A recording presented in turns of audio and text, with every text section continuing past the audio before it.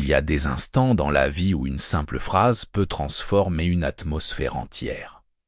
Où quelques sons, presque anodins, éveillent chez l'autre un sentiment d'accueil si profond qu'il en reste bouleversé. Et pourtant, nous vivons dans un monde saturé de discours interminables, d'arguments brillants, de stratégies pour convaincre ou séduire. On croit qu'attirer l'attention, c'est parler plus fort. S'exprimer avec plus d'assurance, impressionner sans cesse. Mais si ça n'était pas le cas, et si le secret du lien véritable s'ouvrait non pas dans le tumulte des mots, mais dans le silence qui les porte, regardez autour de vous. Partout, les êtres humains cherchent à être vus. Derrière chaque sourire forcé, derrière chaque publication partagée au hasard, se cache une demande muette. Reconnais-moi. Donne-moi une place dans ton regard. Dis-moi que j'existe. Cette soif d'attention, Eckhart Tolle l'a décrit comme le jeu du mental. L'infatigable ego qui ne survit qu'en se nourrissant de validation. C'est cet ego qui multiplie les masques et les mises en scène, qui rend nos conversations bruyantes mais vides, nos rencontres nombreuses mais souvent superficielles. Pourtant, quelque chose en nous aspire à plus de simplicité. Nous savons, au plus intime, qu'il est possible d'approcher l'autre autrement en voulant attirer, mais en étant simplement là, être pleinement, écouter, sans commenter. Sentir l'instant avant de parler. Dans ce climat de présence, chaque mot prend un poids nouveau, chaque geste devient lumineux. On ne cherche plus à convaincre, on invite. On ne cherche plus à conquérir, on accueille. Et c'est là que surgit le mystère. 4 mots. 4 mots si ordinaires à la surface, mais qui, lorsque l'on s'enracine dans la profondeur de l'instant, possèdent un pouvoir inattendu. Ces mots ne promettent pas une méthode magique pour séduire, ils ouvrent la porte à quelque chose de plus précieux, une rencontre sans masque, une authentique reconnaissance. Une paix partagée. Dans chaque regard échangé, dans chaque mot prononcé, se cache souvent un motif invisible, celui de vouloir être reconnu. C'est la quête secrète de presque tous les êtres humains. Derrière la conversation apparemment banale se tisse l'attente silencieuse de celui qui espère « donne-moi ton approbation ». Dis-moi que je vaux quelque chose. Fais-moi sentir que j'existe, cette attente secrète. Eckhart Tolle l'a décrit comme le fil conducteur de l'ego, une identité fragile, bâtie de pensées et de souvenirs, cherchant sans relâche un miroir extérieur pour se valider. Il suffit d'observer nos gestes quotidiens, combien de fois paraît une histoire non pour transmettre, mais pour impressionner. Combien de phrases ne sont pas tant une offrande qu'une demande, un appel d'aiguille « regarde comme je suis intéressant, regarde comme je suis important ». Cette dynamique s'est amplifiée dans le monde numérique, chaque image, chaque mot, lancé sur les réseaux. Attend en retour un signe, un simple éclat lumineux venant d'autrui pour dire « je t'ai vu, tu ». Compte et ainsi, l'existence semble dépendre d'un petit pouce levé sur un écran. Mais cette stratégie n'apporte jamais le repos. Car même lorsque l'on obtient le regard désiré, l'ego n'est satisfait que pour un instant. L'instant d'après, il réclame encore, il exige plus. C'est un puits qui ne se remplit jamais. L'on pourrait recevoir 1000 éloges et ressentir tout de même ce vide intérieur, ce besoin sans fin de confirmation. Il en résulte une lutte silencieuse, des interactions où chacun parle, mais où peu écoute. Le paradoxe, c'est que plus nous essayons d'être remarqués, plus nous nous éloignons des autres. La communication dégénère en duel d'ego, 2 entités cherchant à prendre le devant de la scène. Et plus la tension monte, plus l'espace de véritable rencontre disparaît. À la place d'un lien, il ne reste que du bruit. Car l'ego n'est jamais tourné vers l'instant présent.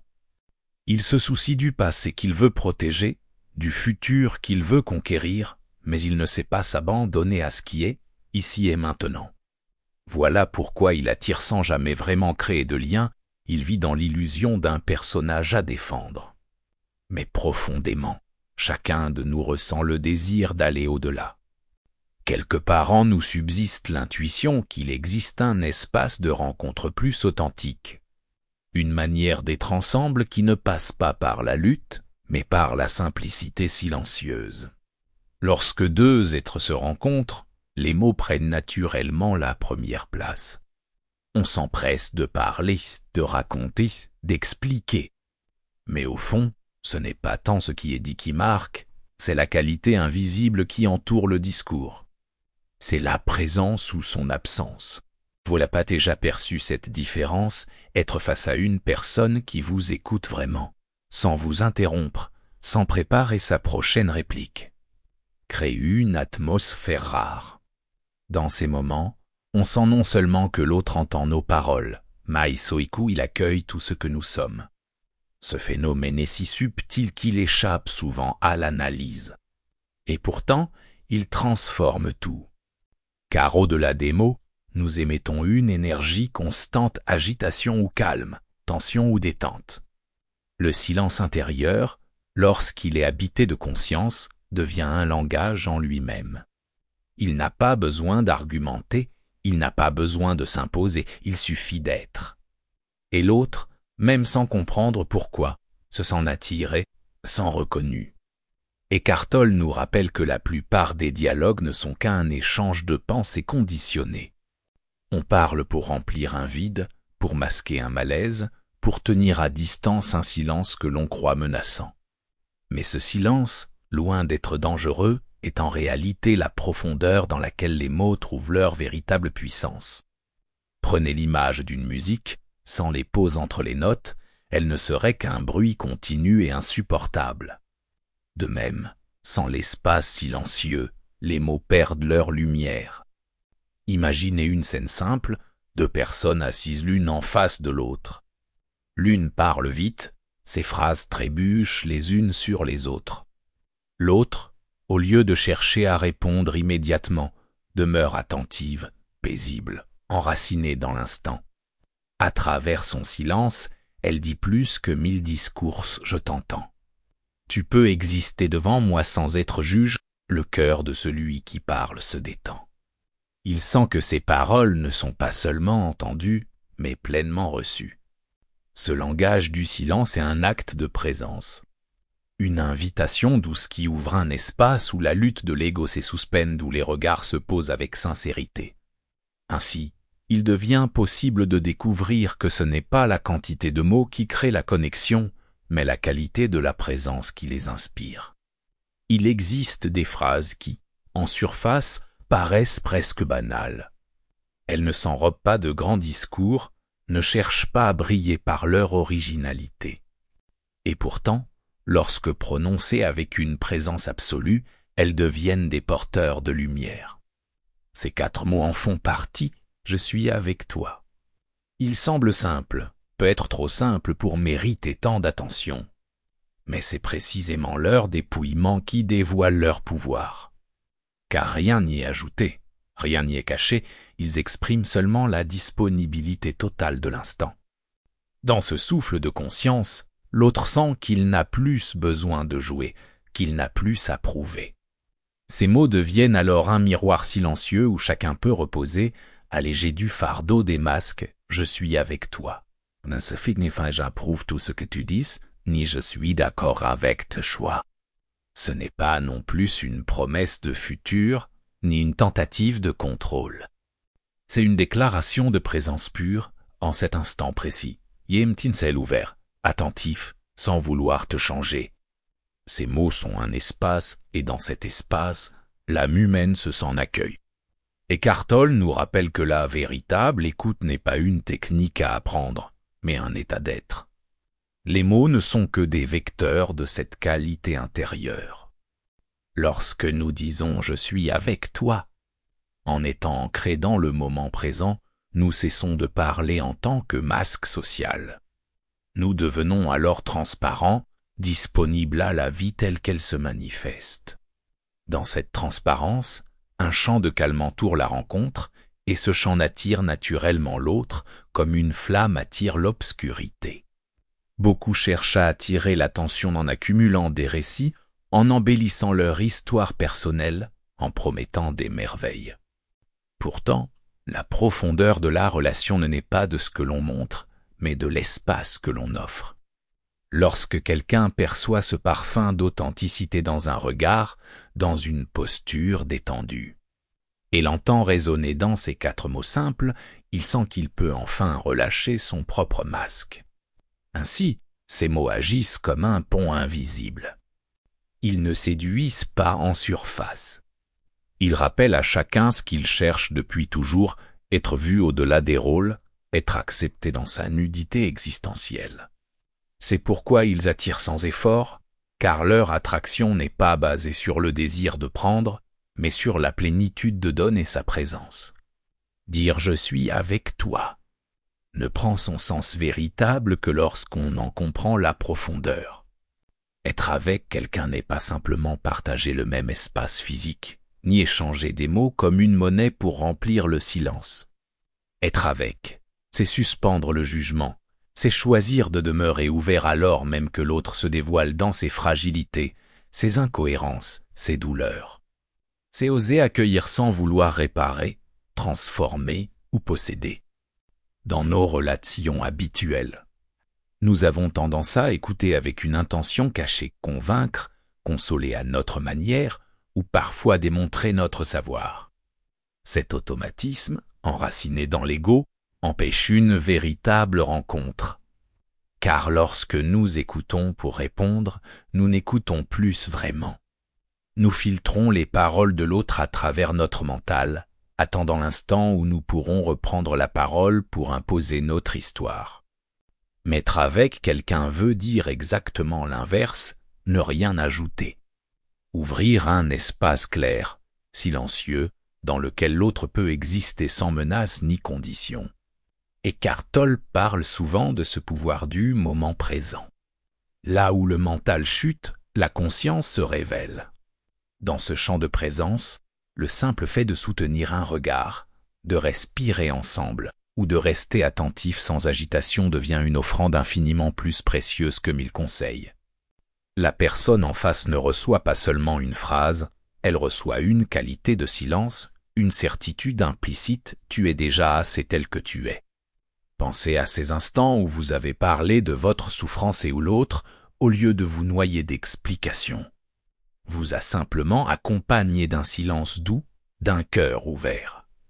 N'était-ce pas là 1000 fois plus guérisseur que n'importe quelle solution? Être avec, c'est entrer dans cet état. C'est poser une main invisible sur l'épaule de l'autre sans le toucher, juste par la tranquillité de votre présence. Cette profondeur ne concerne pas seulement nos relations avec les autres, elle s'étend aussi à nous-mêmes. Car combien de fois finissent notre propre douleur, nos propres pensées, en les jugeant ou en les étouffant, dire intérieurement « je suis avec moi ». Dans un moment difficile, c'est rompre le cycle de rejet intérieur. C'est s'asseoir à côté de sa propre peur et lui chuchoter « tu peux être là ». Ainsi, la compassion qui naît pour soi-même se reflète naturellement dans nos relations avec les autres. Être avec, dans sa simplicité lumineuse, bouleverse les règles implicites du jeu de l'ego. Car l'ego veut convaincre et gagner alors que la présence n'a rien à prouver. Elle se contente d'être, et c'est dans ce dépouillement que la véritable rencontre devient possible.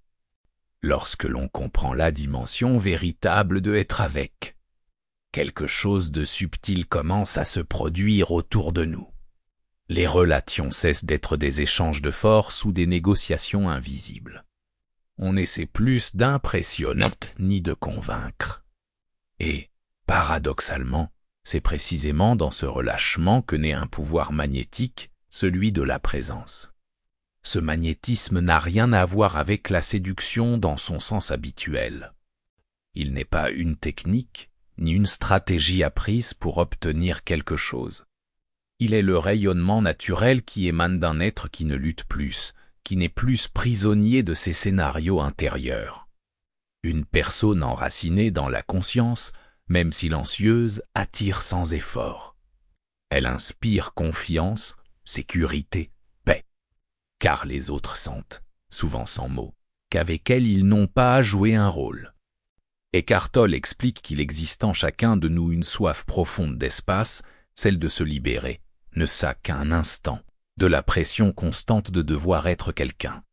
Lorsqu'une personne pleinement présente prononce « je suis avec toi », ou même le manifeste sans parole et l'offre ce repos intérieur que presque tout le monde recherche inconsciemment.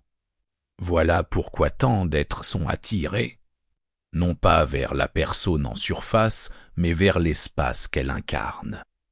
Dans une conversation, cela peut se traduire de façon très simple. Imaginez une réunion où chacun cherche abri, où les voix se chevauchent avec agitation.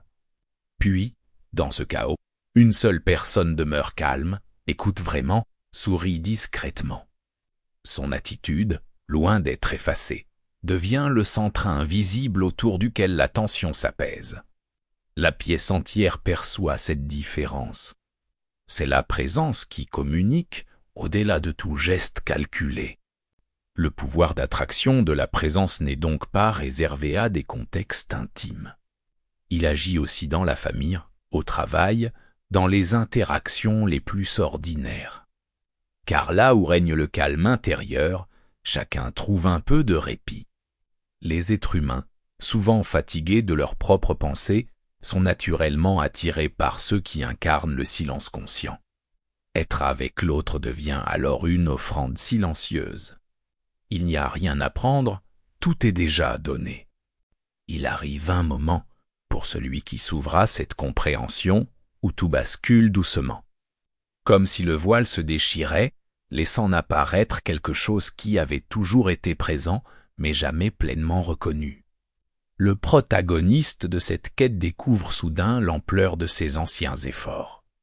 Tant de temps passé à chercher l'attention, à façonner des mots pour impressionner, à jouer des rôles afin d'être remarqué. Chaque rencontre était un théâtre, chaque mot une stratégie du mental. Et pourtant, derrière ce bruit intérieur, une vérité silencieuse l'attendait depuis toujours. Un soir, dans une conversation ordinaire avec un ami, il sent la différence. L'autre parle de ses inquiétudes, de ses difficultés récentes, et lui, au lieu de préparer une réponse, demeure simplement là. Son esprit cesse de courir, son corps s'installe dans une tranquillité nouvelle. Il ne veut plus corriger ni conseiller. Alors, avec une respiration tranquille, il murmure « Je suis avec toi, Rin de Plus ». À cet instant, une clarté surprenante surgit. Ce n'est pas l'autre seulement qui change, c'est lui-même qui se découvre libéré. Il se rend compte que toute sa vie, il avait utilisé les mots pour exister aux yeux des autres. Mais en prononçant ces 4 mots depuis un espace de présence, il n'a plus besoin de convaincre qui que ce soit. L'ego, ce vieux metteur en scène, perd son emprise. La pièce cesse de jouer. Il y a seulement 2 êtres, assis ensemble, baignés dans une lumière intérieure silencieuse. Les yeux de son ami s'humidifient. Non pas parce qu'il a entendu une promesse, mais par ressenti peut-être pour la première fois depuis longtemps une véritable écoute.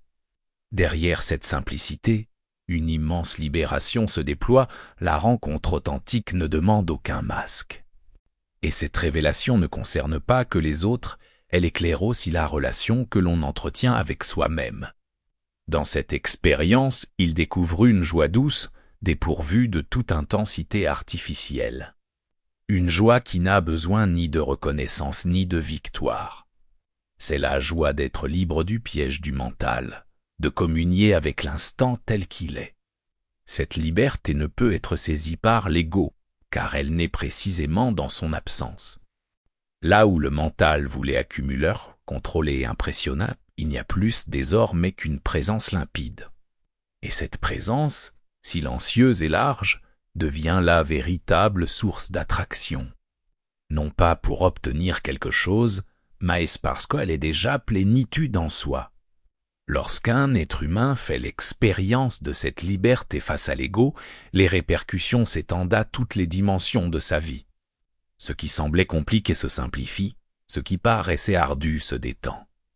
Dans les relations familiales, Il n'est plus nécessaire d'avoir raison à tout prix. Un fils, une mère, un compagnon, une sœur, chacun ressent la différence. Là où régnaient autrefois des tensions nourries par des attentes ou des reproches, surgit peu à peu une atmosphère de paix, car dire « je suis avec toi » et le dire depuis un état de présence désarme instantanément la mécanique défensive de l'autre. On ne se bat plus pour imposer une perspective. On ouvre un espace où chacun peut respirer. Au travail également, cette transformation devient tangible. Dans un environnement souvent saturé de compétition et d'inquiétude, la présence attire par son calme. Les collègues sentent qu'ils peuvent parler sans être jugés. Une réunion prend une autre tournure lorsqu'au moins une personne incarne ce centre silencieux.